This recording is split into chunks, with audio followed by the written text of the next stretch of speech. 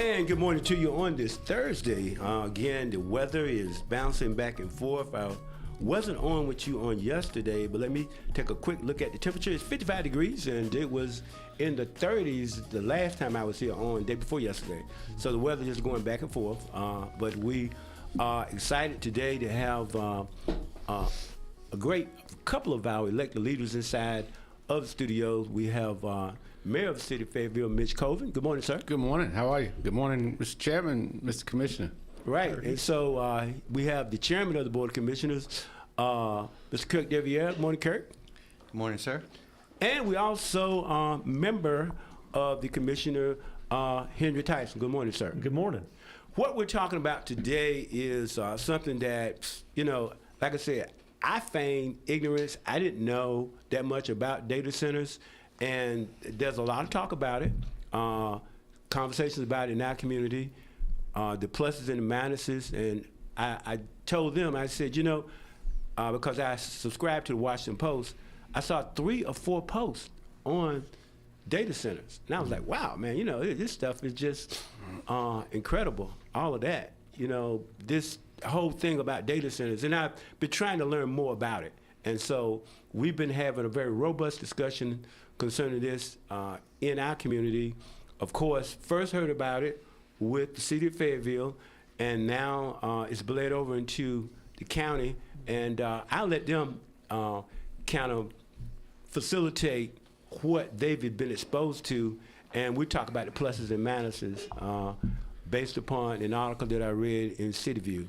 But Mr. Mayor, back to you, because you and I were having a discussion about that last week, and as a part of that discussion, I got some feedback from a little small group of folk, but they were pretty vocal. Yeah.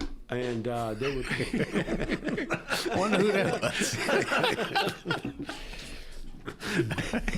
So, but anyway, look, let's rehash again where we are from the city perspective, and then let me bleed into the county perspective. Yeah, well, good to see you. Good to see you two esteemed gentlemen this morning. Glad you could join us. You know, you and I talked about it, and you know, people are now starting to hear about it. And you know, look, a lot of folks are saying, "What is a data center? What's all this conversation?" If you think about it, it's the brains that run the internet and research, and so we all use it every day. And we were talking about the pros and cons of it, and this is not a matter of if data centers will come either in our community or around us. This is a matter of, are we going to be thoughtful and plan and see what the city and the county and this community can benefit from it like everybody else. And we talked about the Huntsville trip. Chairman and I went down to Huntsville with some other folks at the Chamber of Commerce down there. They told us that Meta had invested about $1.5 billion into Huntsville. Some of that, a lot of that went to school programs, STEM programs that they taught, extra supplement for teachers and other things that they agreed to do on the front end. And Huntsville was saying that after they had so many of them that they were going to start to then slow down so that they didn't use too much of their capacity. So as we talk about this today, we could talk about the pros and cons. This community, I'll say this, and then I'll give it up to the chairman and them. You know, we've got a history in this community of missing opportunity. And so the world is moving in this direction. You know, I read the other day that 260 million questions a day are asked to ChatGPT on just healthcare. So that's your doctors, your nurses, your hospitals. Everybody's relying upon it. And, you know, some of that crowd that you talked about, the loud but small group, every time I look up, they're on Meta, they're on Facebook. I mean, how do they think that is powered? And so you can't just say I'm philosophically against something that may cost 330 or 50,000 people jobs, investment, and a better quality of life. And then you're using the same things that you're talking about. And so, you know, I have one of my council members, as we debate this stuff, goes to ChatGPT to get his counter argument. You know, I mean, that's going to a data center somewhere. And so, you know, we'll get into the nuts of it, but that's the long and short of what we were talking about. Okay, we'll go to Commissioner Tyson. I did read where that I believe was Commissioner Tyson, Vice Chairwoman Veronica Jones, and Commissioner Glenn Adams. Was it 3 of you guys that voted a proposal to put a moratorium on data centers. Do I have that right? Well, thank you, Troy. And partially, let me kind of walk through the process. And, Okay. and I want to first thank the chairman and the mayor for being here and showing the leadership that this community deserves and having this conversation on the front end.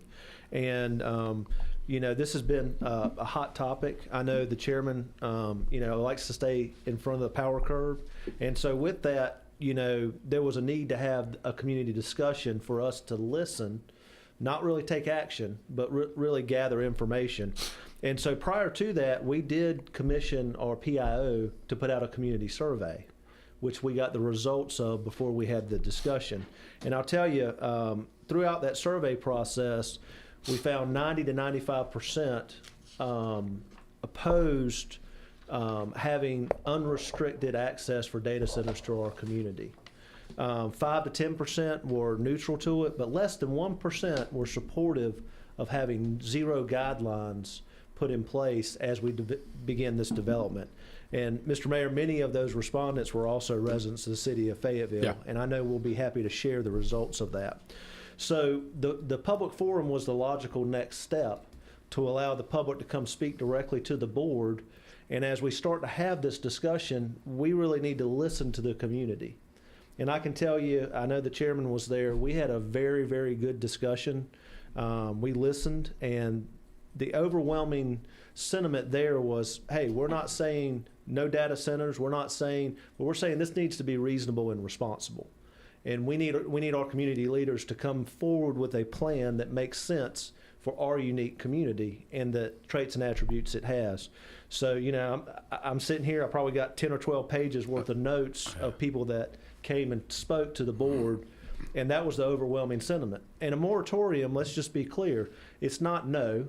Statutorily, we cannot prohibit a use outright in any part of the county. So we It's an important point right there. It's an important point. So we have to have a mechanism that allows for this use by statute, or we're going to get sued. But there needs to be reasonable restrictions and guidelines. You know, that's the whole reason you have planning and zoning, is so that you can have a carefully thought out plan for your community. And that's where we are. So there wasn't a vote taken, but I will tell you this, I did ask the county attorney, hey, what's the process? I looked at the statute, but you're an attorney, I'm not. And it seems like we have a very careful way that we need to navigate this. He agreed, and so, you know, I'm generally supportive of let's hit the pause button. Absolutely, I want to see those details come back, but I do support, let's look at putting some framework and some guardrails, so as these opportunities come in, these industries know what we expect of them, and in turn, we know what we're getting as a community as a benefit. So it's my understanding that at present time, the only the zoning is the only thing that is connected to a new business coming here of that regard, right? In the county, that's correct. In the county. What about in the city? Yeah, so our planning commission took this up Okay. and introduced 51 different ordinances or rules around that. That you know, a lot of misinformation gets out there that they want to put it in a neighborhood or put it in, you know, we're not practically, no one on the city council I've heard of is talking about doing that. But I agree with him. But anything we have has rules. But Right. it's the pause without a plan to put the rules, or what information are we waiting on to get it, is where, you know, I'm bringing the conversation to our board. So, Mr. Chairman, do you believe that, and Mr. Mayor, do you believe that we can be consistent in working together as to what happens inside of the incorporated areas versus the unincorporated areas regarding the data centers? And Troy, I think that's a great point, and I think that's an example of how, you know, Mayor Colvin and I work together, as well as, you know, across this community. I think it's important, and we actually heard that from 2 of our speakers the other night. I think it's important that as we look at, you know, an urban standard versus a rural standard is going to look a little bit differently, but we have to do it in a collaborative way so that these ordinances that we put in place, that ultimately both of us are going to put in place, because that's how we can control and shape the development that's going to come to our community, whether it's a data center or whatever the next thing is, or whatever the current thing is. We use regulations to do that, but we have to do it in a collaborative way, just like we've got to have conversations with the other municipalities across the county to ensure that we're laying over all of these development ordinances so that they work in a way that is beneficial to the entire community. They don't compete against each other. And then more importantly, there's not confusion to the industry coming in. That's what's important. So as we look at this, we want industry, when they look at this goes all the way back to our Economic Development Corporation with Robert Van Giens setting up an education forum to talk about what data centers are, to help educate the community, educate the press, educate others on what's happening. But we also want industry, when they look at our community, they see a city and county, that there's no air between them, that there's ordinances and development policies that are embracing, but they also know what to expect when they come here. So we've already paved the path for businesses and industry to come here, and we've worked with the community, we've worked with the regulatory pieces to put all those things in place so that we are open for business. We've got to do that in a collective way. Right. And the pause is, and I appreciate Commissioner Tyson being here. That's one thing about our board. We're a very engaged board. We're going to be here. I didn't plan to be here this morning. He and I chatted last night. The mayor and I talked this morning. I said, let me just lend my presence, but I'm fully confident in Commissioner Tyson's talking around this topic as well as what we're doing on the board side. But we do have some continued work to do here. We've got to listen, we've got to shape what's happening, and then we've got to put some things in place. So this pause, as Commissioner Tyson talked about, is really, we've got to make sure we get this ordinance right. The city has laid out some great things. There's some things that we can take from that, but we've also got to look at how we put this thing in place and ensure that we do it in the right way, and not right now somebody could put a permit in and when we're behind the power curve. If we have the time to put these things in place, which take a process, 2 to 3 months probably, you've got to have a system in place and guardrails in place to protect anything that may come in and around that. Sure, Mr. Mayor. Yeah, I mean, I agree with that. People want consistencies. Companies want consistencies. I think just the part that I want to clarify is that you support these type projects with rules, because no one supports anything without rules. That's right. That's chaotic. And so I think because it's new technology, there was not a place in our ordinance that specifically addressed it. So we wanted to make sure that you could not put it in a residential neighborhood, or you couldn't do that it belongs more in an industrial site. But as a county, we agree. I mean, you guys are going through a tough conversation with the school board now about having to consolidate schools because cost, efficiencies, and those kind of things. Our tax base needs the growth. Our community needs the economic benefit from it. So my understanding is that you're not just saying that we're taking a step back to pause because it's something that we're not looking at. There is a reasonable timeline that you're looking to put some structure around it, because that's the approach that we're bringing. That we'll bring it to the council. We'll have our public forum and get the input and make sure that we're covering the concerns of the residents. But at the end of it, the 17 people are going to have to make a decision where Cumberland County is going to be left out of this or not. Because if it drops just across the line to Harnett County and Duke provides service here, if the concern is the power bill is going to go up, Duke spreads that across their whole system. So you'll end up paying for it or not, and the jobs and the money will be to the north of us. And so those are the kind of things that I want to make sure that we're talking about. Absolutely. And, let me say this, reasonable business development. I mean, I'm in that business as my day job. So, you won't find somebody that's a bigger champion of private property rights than me. Yeah. However, the reason zoning exists, the reason why the rules exist is for clear communication. And imagine, let's rewind a little bit. Imagine if we knew what we knew now when DuPont wanted to come to this community. Mm-hmm. Okay? Now, we've seen the impact of the PFAS and all that, and the Gen X of what it's done to residents of the city, to residents of the county.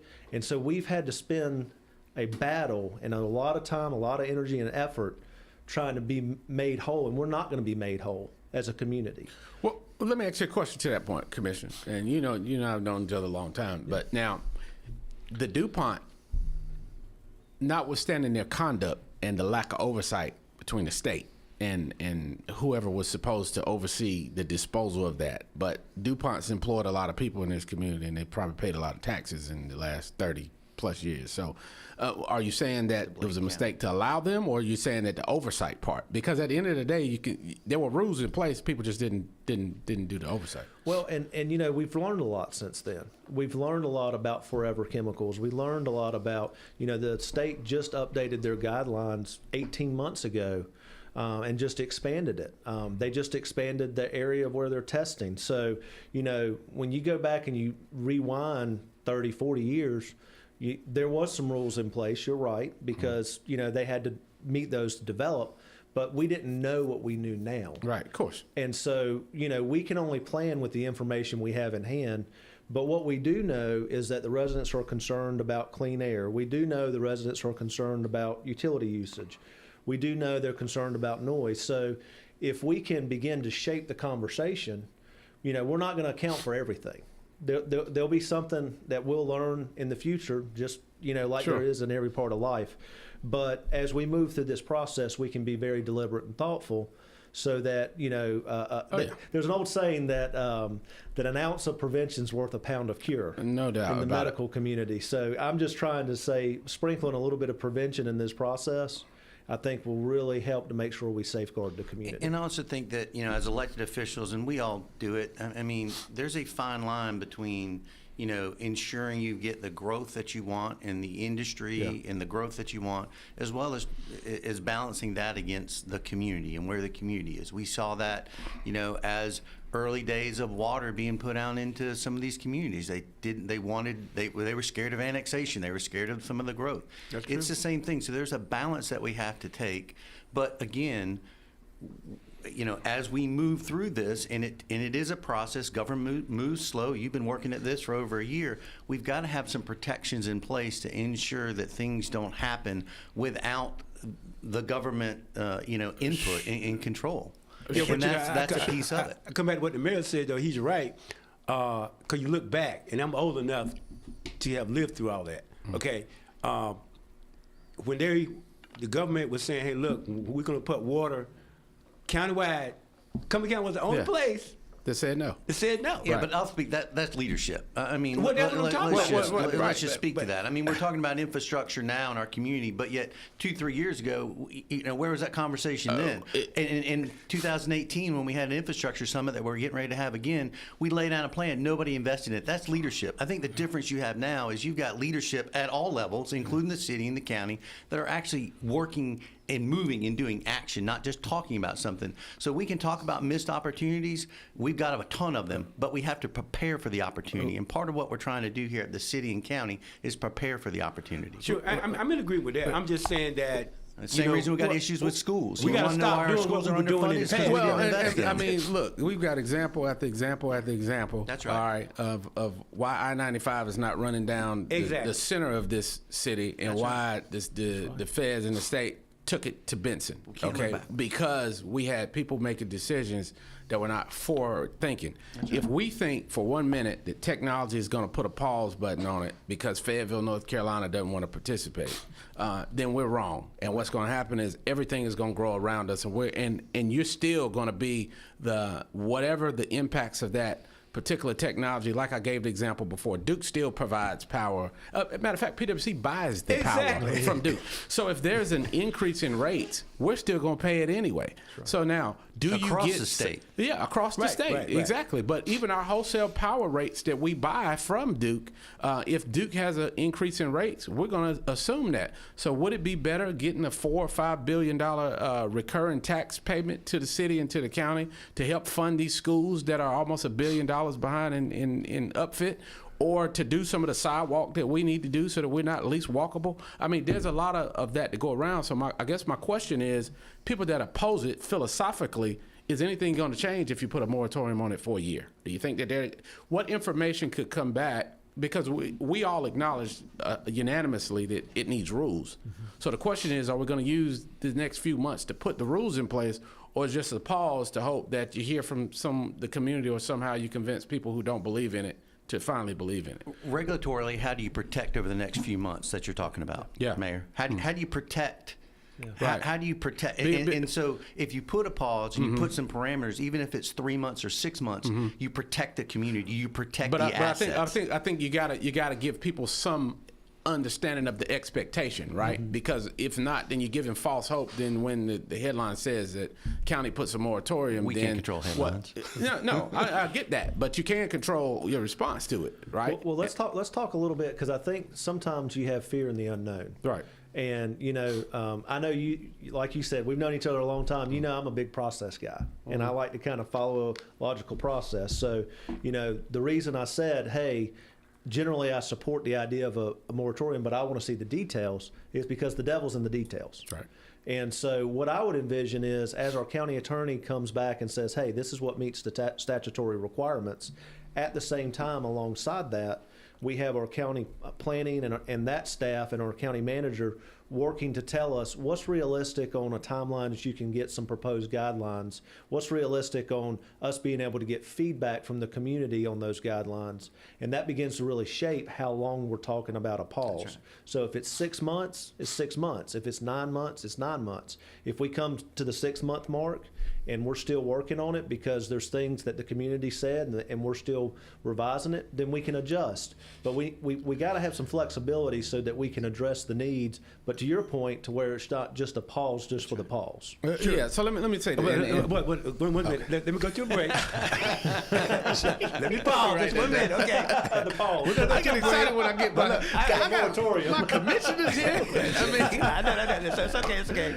We're going to come to the mayor as soon as we come back. But look, also, we have a regional university, a couple of blocks down the street, and Chancellor Addison has already said, they want to be more involved in this. And like the mayor said now, the very technology that some of the people say they don't want, that's what they're using to come up with talking points against you. Really, they are. I'm sure they're probably sitting right there. Right down into that. Checking. Right. So with ChatGPT, and so we have young men like this intern that's with us now, Mr. Caleb Brown. He's from Fayetteville State University. I see there's a big picture here. If we get the data centers, you're going to have to tie the university, the whole community inside of this. What does it mean for people like Mr. Caleb Brown and other students at Fayetteville State University and Chancellor Allison for what his goals are? I mean, all this stuff is going to have to be tied in together, I would think, in some way. Well, look, we're going to go to a break, come back, and we'll start with the mayor. Okay, we'll be right back.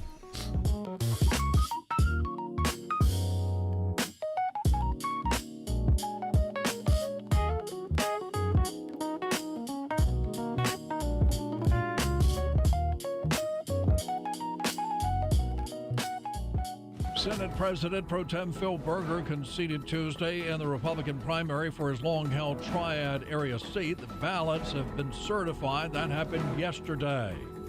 Rockingham County Sheriff Sam Page defeated Berger in the race. President Trump says Iran is eager to reach a deal as tensions continue in the Middle East. He spoke to a Republican fundraiser in Washington last night. The White House says negotiations with Iran are underway, even as Tehran publicly denies any talks going on. Raleigh-Durham International Airport TSA employees say they're grateful for the donations, gas cards they've received to help during their partial government shutdown. Graduate student accused of shooting and killing a University of North Carolina Chapel Hill professor in 2023 has been found competent to stand trial. Mike Rayleigh, NCI News. I'm Jamie Monticelli, WIDU Radio News. The Fayetteville Fire Department went on scene of a working structure fire on Mount Gilead Drive off Cliffdale Road last night. First arriving units rescued 3 canines from the home. No human injuries were reported. Cumberland County Schools say the Family Engagement Cruiser Stop FAFSA Forward is bringing another stop to support families. Stop by to receive guidance on completing the application, learn about financial aid opportunities, and get answers to your college funding questions. It is March 28th, 11 a.m. until 2 p.m. at Reed Rock Cross Classical School. That's at 3200 Ramsey Street. The Cool Spring Downtown District has Fourth Friday event information. The footprint is Franklin Street from Ray to Parking Deck, splitting Maxwell, allowing for one-way traffic to exit. Also using the History Museum parking lot, there is a map up online.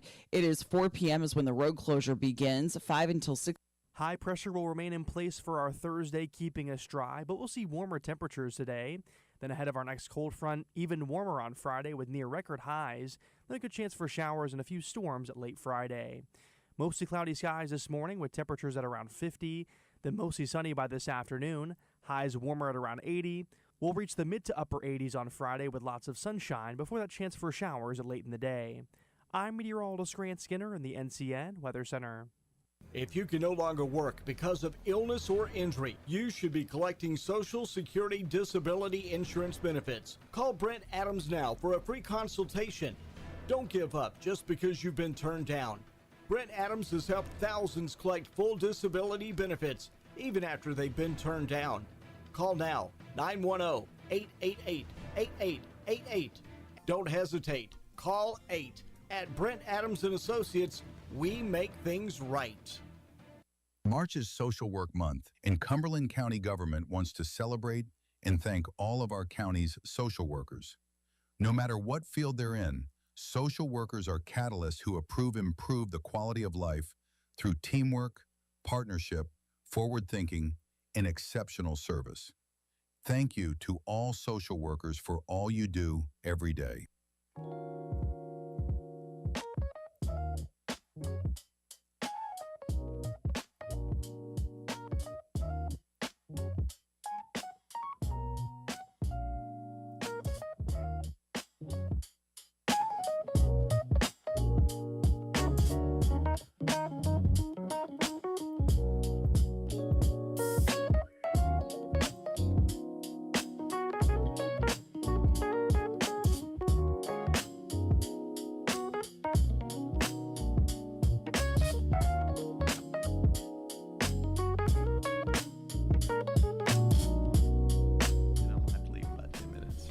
Okay, and we're back now, 25 minutes for the top of the hour. This conversation today is about the data centers, which is a national conversation. Yeah.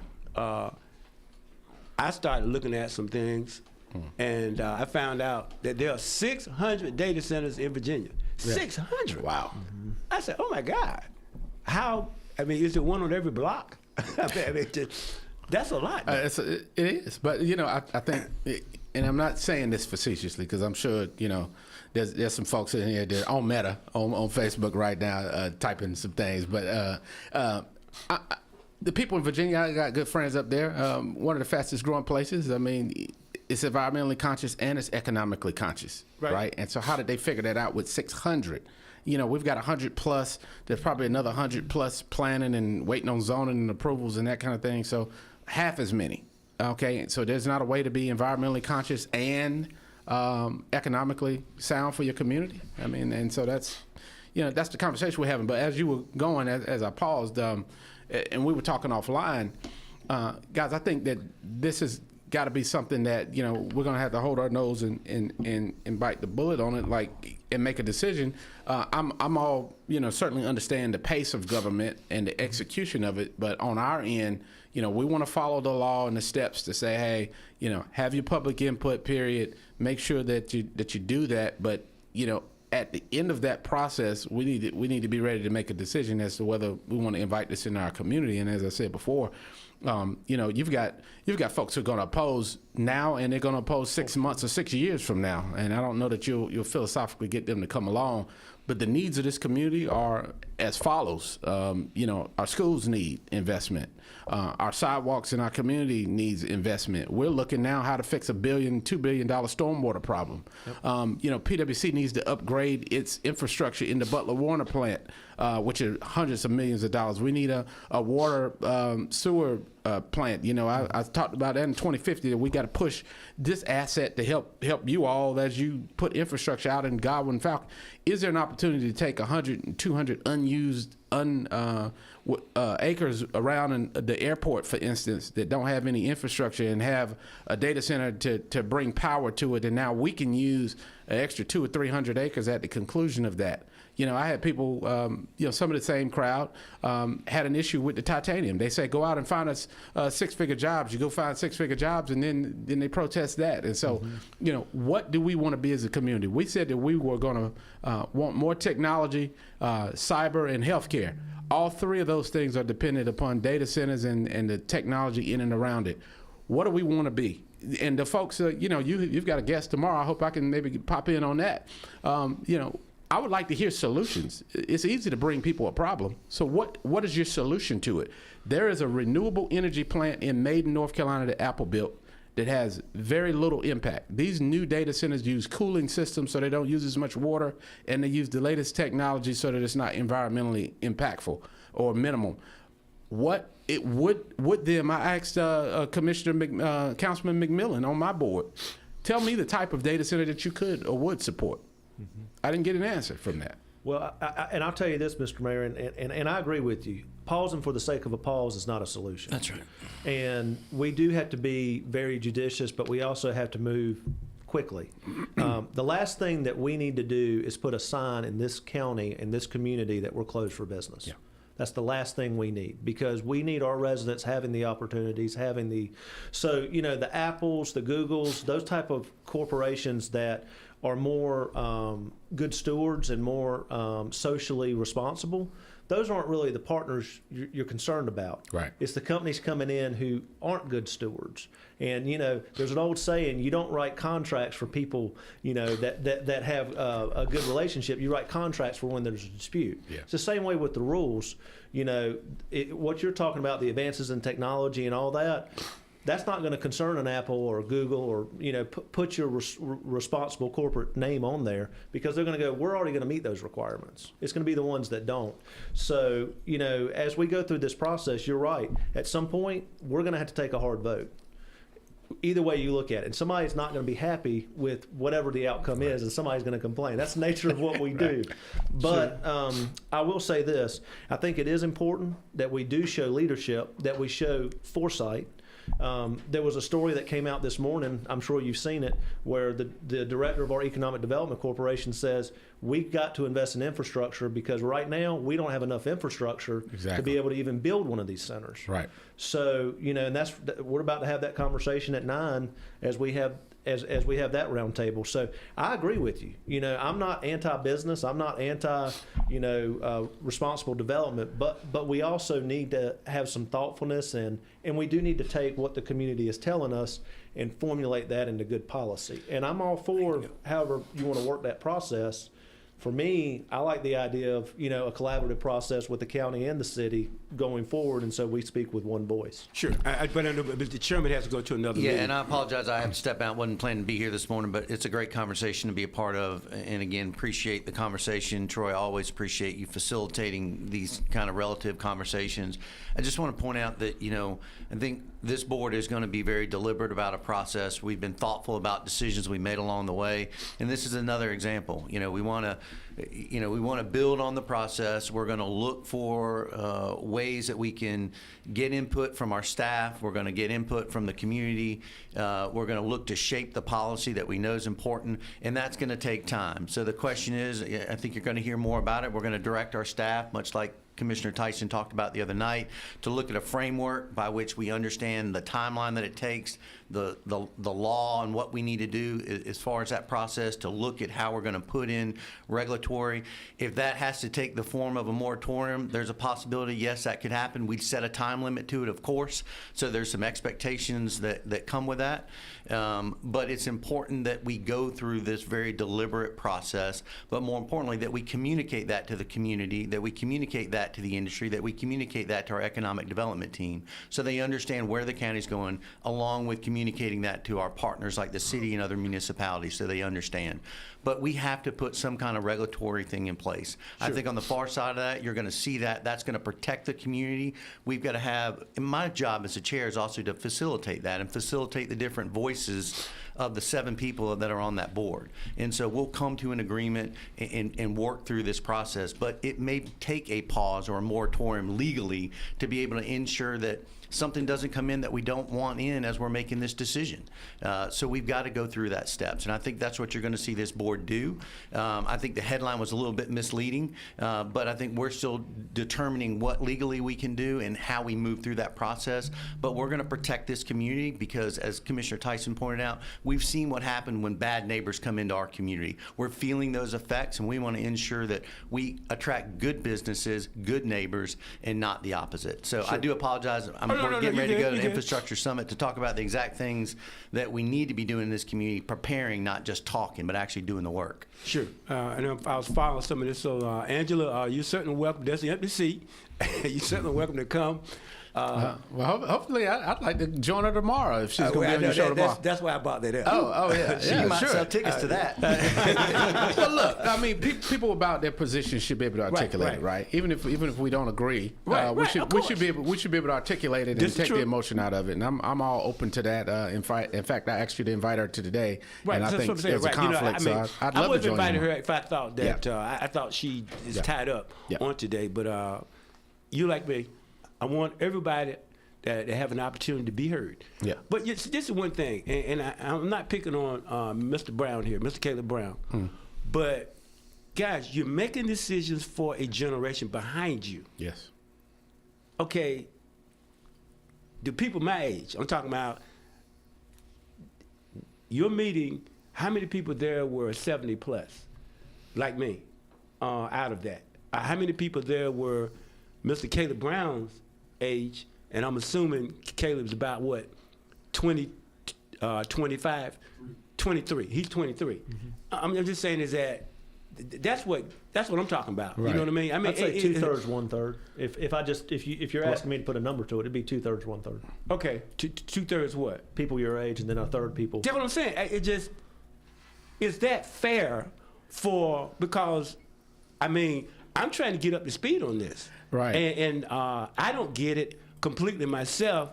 Is it fair for me to be making a decision in my flip phone, because a bunch of us have flip phones, I don't. No, I'm just telling you the truth. To be making decisions for Caleb Brown, right? Mr. Caleb Brown at 23.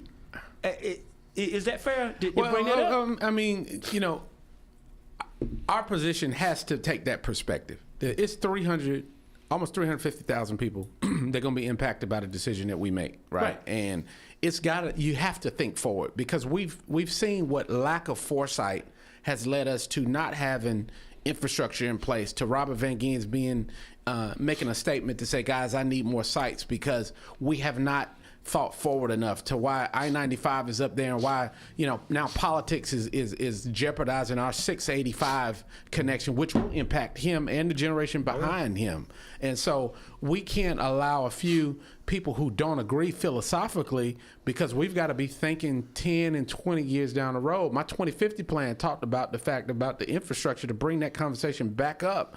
But we've got to make sure that we understand the world globally is going to move to technology. And many of us, many of the opposition, like you said, are fact checking me using the same stuff that you're against. So, I'm for the environment, but I'm not going to stop driving my car and get a horse. You know what I mean? And so you've got to be reasonable. Okay? Right? You've got to be reasonable with this. And so you have to make decisions for Caleb and for the generation behind him that are tough. And you got to take the emotion out of it. Be conscious, be responsible, and let's take the information that we have and think forward with it. No, I completely agree with you, Mr. Mayor. And, part of the reason we're lagging behind on our water infrastructure is that very thing. That happened. That's what happened. They weren't thinking about the folk coming behind them. They were thinking about now. And so we are catching up. And it's going to take a while for us to catch up because of how far behind we are. So I agree with you. We can't afford to get further behind. Right. But at the same time, I think we can balance both. Yes, absolutely. And, I'll just leave you with this. To your point, what the decisions we make is going to affect future generations. So we better make a good one. Right. And, the other thing I'll say is this.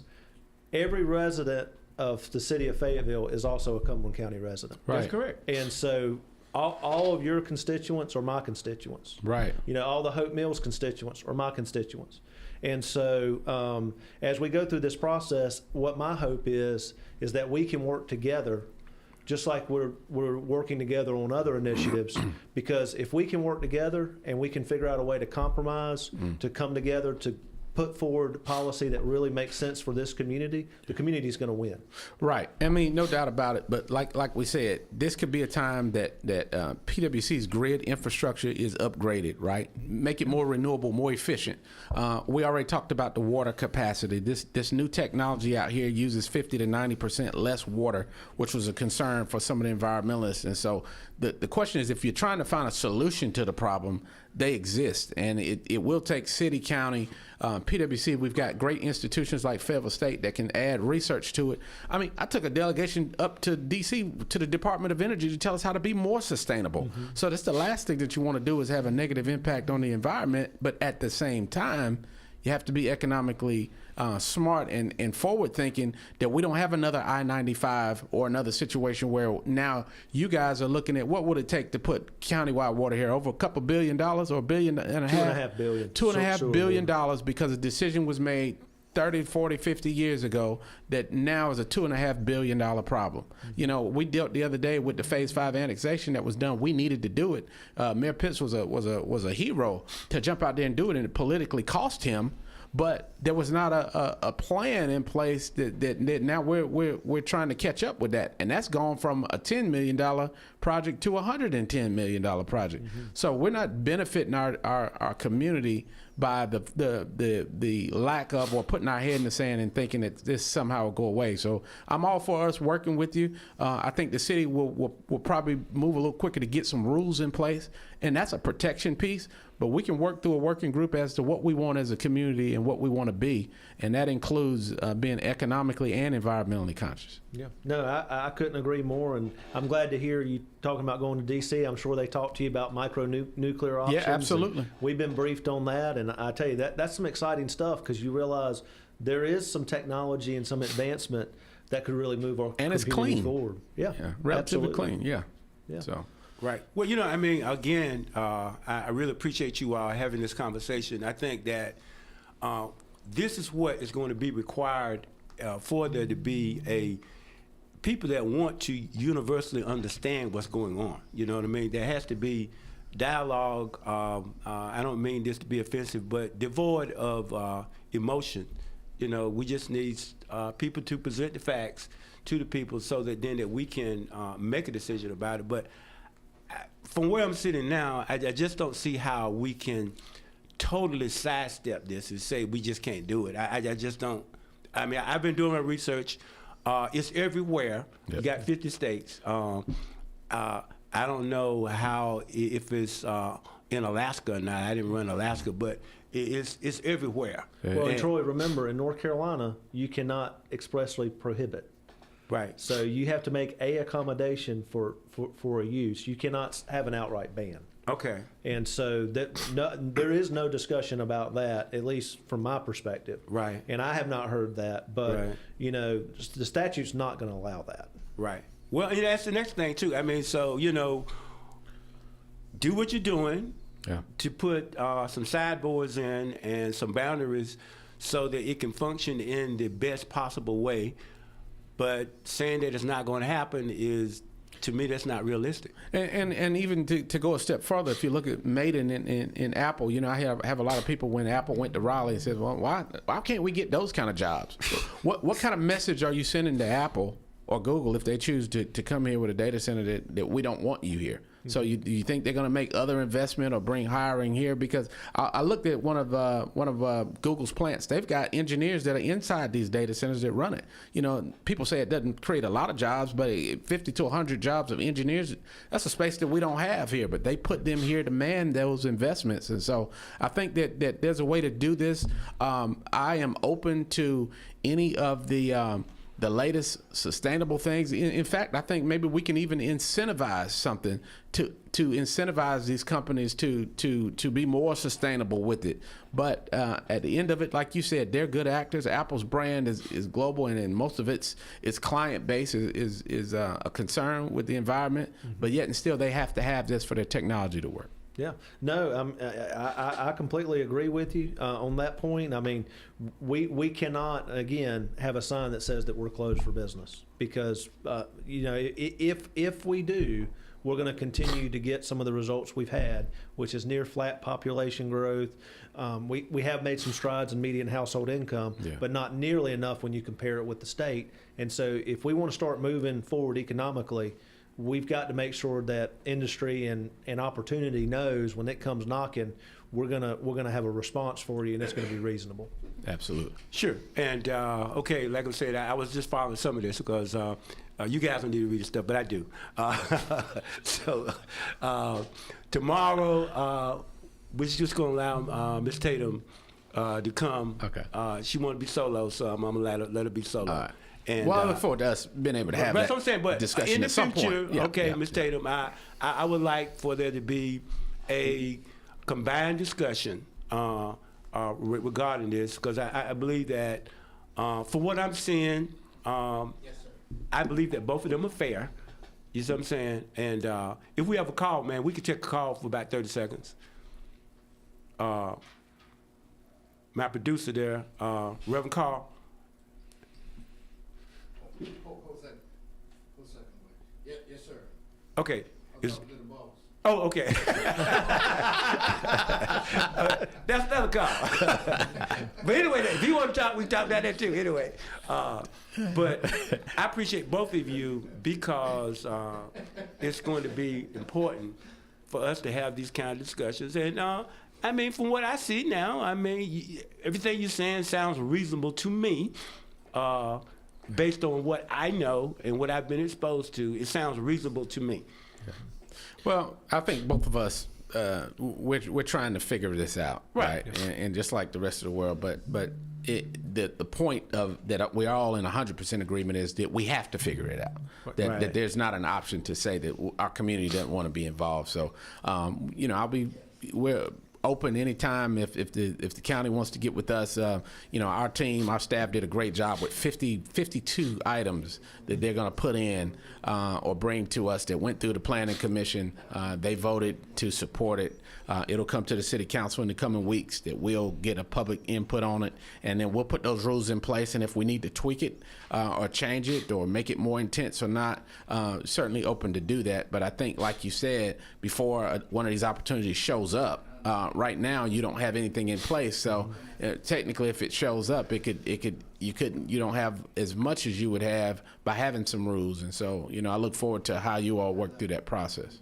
Absolutely, and I look forward to working through that process together with you.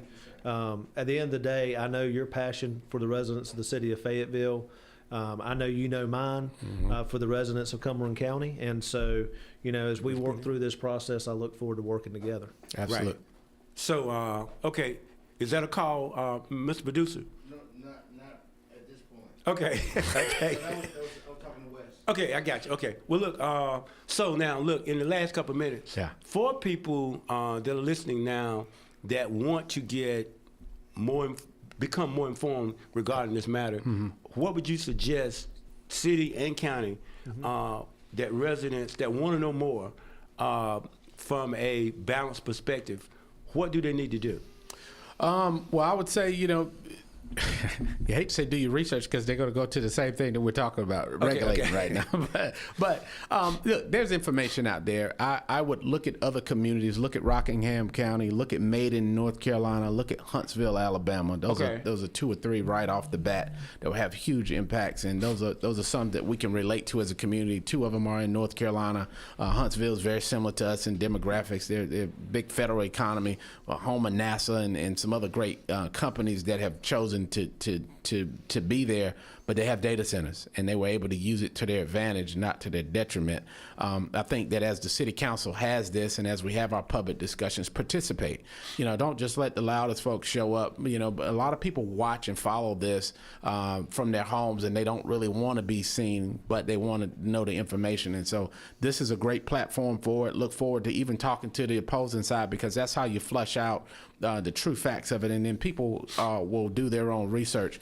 But certainly reach out to us. You can get copies of what the proposed ordinances that the Planning Commission passed. There's 52 of them. It protects neighborhoods. It protects noise. It requires noise barriers. It encourages this to go in industrial sites, not homes or light commercial areas. And so these things have very reasonable rules around it. And if we're missing something, we'll make sure that we address that.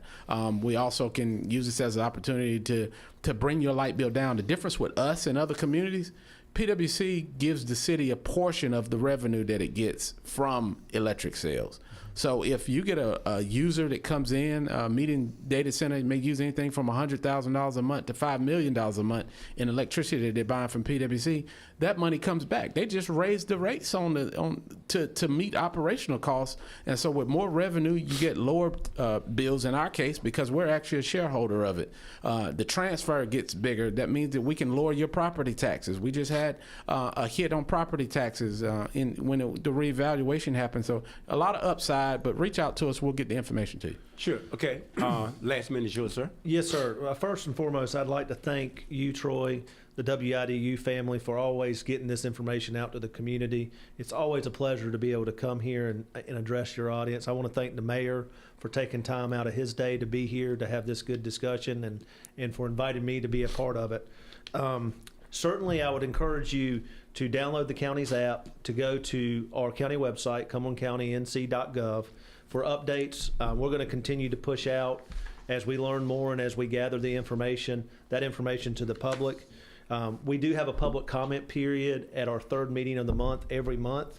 This coming month is going to be April 27th. Okay. You can sign up for with the clerk. You get 3 minutes. You can talk about whatever you want to talk about. And so I would encourage, if folks want to let their voice be heard that way, if you want to send us an email, my email is htyson@cumberlandcountync.gov. Send me an email. I got plenty of written statements as well as we've been going through this process, and I've been collecting those. But we're going to continue to work to make sure we get a good solution and put that information out. We still want to hear from you, the listening audience and the residents of our county, about what matters to you. Sure. And look, guys, we're going to be fair.